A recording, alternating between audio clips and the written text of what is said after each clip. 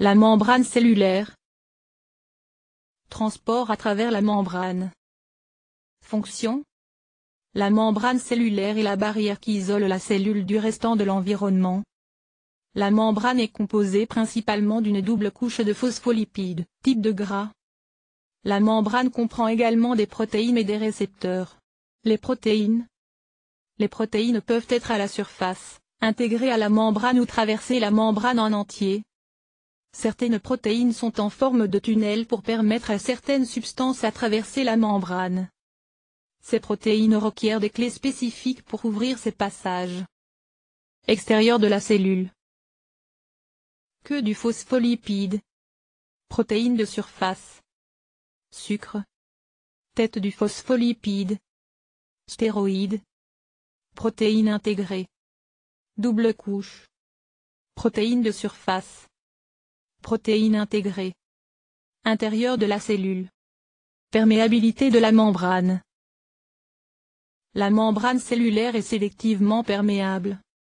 Ceci veut dire que la membrane laisse passer certaines substances et d'autres ne peuvent pas traverser sans aide. Ces substances incluent l'eau, les sels minéraux, sodium et potassium, et les gaz. Ces substances traversent la membrane de deux façons, soit par diffusion ou soit par osmose. La diffusion.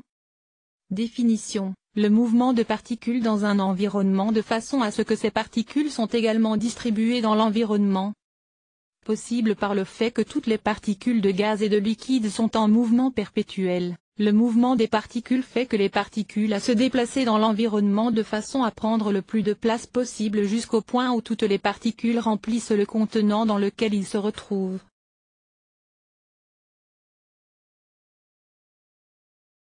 L'osmose. Définition. Mouvement de l'eau d'un bord d'une membrane perméable sélective à l'autre bord de cette membrane. Puisque les particules d'un bord ne peuvent traverser la membrane, l'eau doit le faire pour équilibrer la concentration des particules. La concentration est définie comme étant la quantité de substance, les particules, par rapport au volume du solvant, l'eau la plupart du temps.